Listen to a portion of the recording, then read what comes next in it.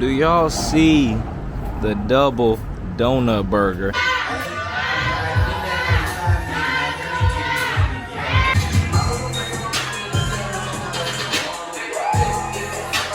Overseas, couple G's and expenses.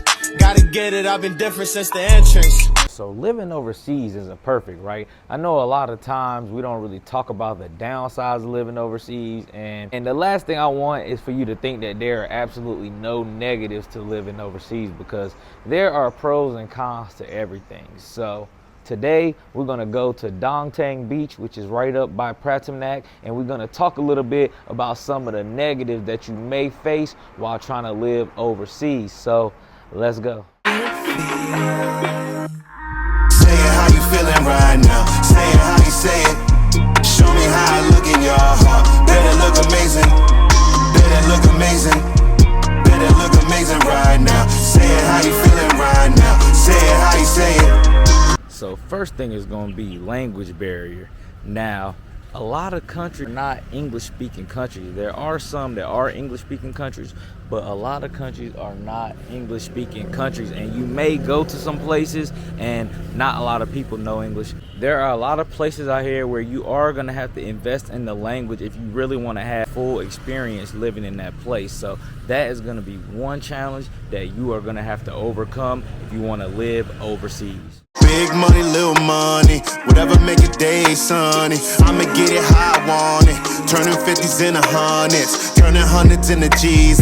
All right, so next we're going to talk about distance, because there are some places that are very far from America. They are 19, 20 plus hour plane rides if you're talking Africa, if you're talking Asia, if you're talking a lot of places in Eastern Europe. If you're the type of person that does not like to sit on planes for a long period of time, then that may be an issue for you, as well as the cost of a lot of these tickets a lot of times tend to be higher. So if a more expensive ticket and a longer flight is something that may be a problem for you, if you have to get back to the States fast, if you have business in the States and you have to be there often, then you might want to take that into consideration when picking where you want to live. Also, that may be an issue with family as well. Like me personally, I'm just gonna fly my family out here so I don't have to go to the States as often. I'd rather just fly my family to me.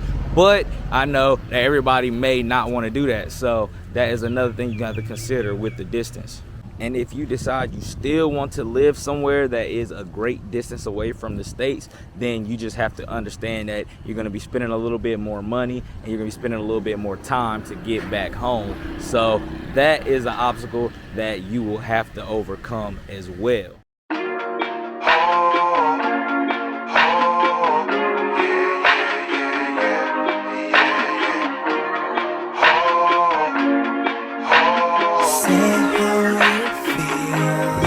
Another obstacle you may have to overcome is infrastructure. Some places do not have great infrastructure. If you're going to some places in Southeast Asia, even some places in South America and Africa, they have a little bit of infrastructural problems. Like when I was in Uganda, my power would go out like every 2 days. And in Rio de Janeiro in Brazil, it seemed like all the apartments were a little bit dated and the internet wasn't that good. A lot of places may not have the best infrastructure or internet. So if you're a person that's gonna be working online, that's something you're gonna have to take into consideration, because you may be in a place that does not have the best internet and you can't get your work done. So that is another obstacle you may have to overcome. How you feeling right now? Say it how you say it. Show me how I look in your heart. Better look amazing. Better look amazing. Better look amazing. Another thing when you're trying to live in another country is you have to understand the laws of where you at as well. A lot of these countries have very strict laws on a lot of stuff that may be in the States or maybe where you from not that big of a deal, are big deals in other countries. So you have to be aware of the laws and the rules of where you at, because the last thing you want to do is get hemmed up and get in trouble because you are doing something that you don't think is wrong, but in that country they really take it serious. So learn your laws as well.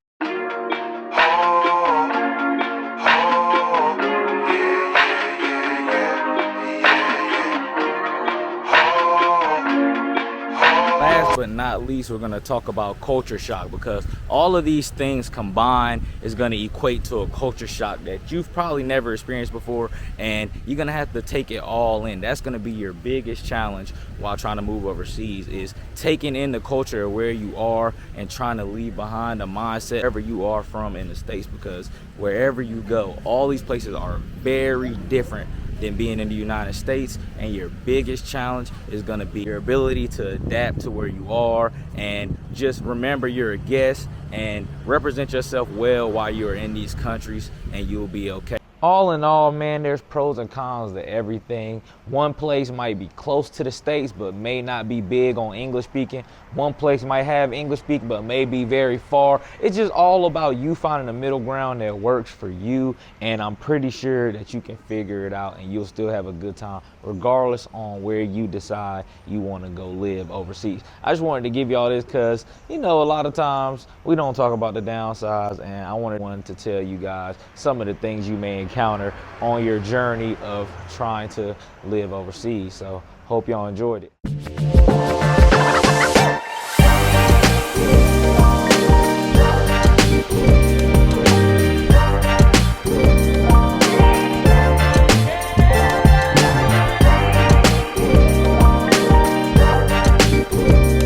We are here at Brooklyn Bites. One of our guys out here, Mr. Somsek, opened up this new food place. It has, from what I hear, some really good food, and they have a donut burger, which is crazy, but I hear it's really good, and I'm here to taste that today. Another brother out here doing his thing. He showed us the apartment before, and he showed us the luxury pool villa, and now you can see that he also has a new restaurant open here in Pattaya right now. And you can come here and get you a breakfast sandwich. They got lunch, they got burgers, they got all types of stuff. Definitely check this out. In Jantien, do y'all see the double donut burger, aka the Luther from the Boondocks? I present to you the Luther, a full-pound burger patty covered in cheese, grilled onions, 5 strips of bacon, all sandwiched between 2 donuts. 2 Krispy Kreme donuts. That's what we've been calling it, the Luther. I heard they smack, and we gonna try it, but y'all see that?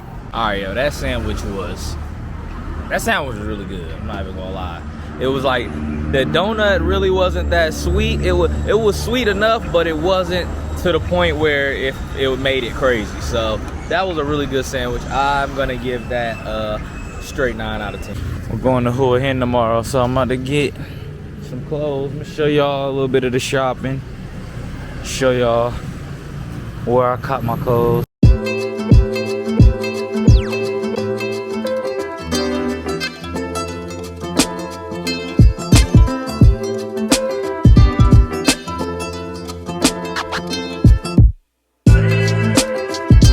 I think I'm gonna grab this right here. I think this is a nice little fit for Hua Hin. Little tan, yellow, like corduroy, short sleeve button up. I think it'll be dope for the beach. Beach, what we got?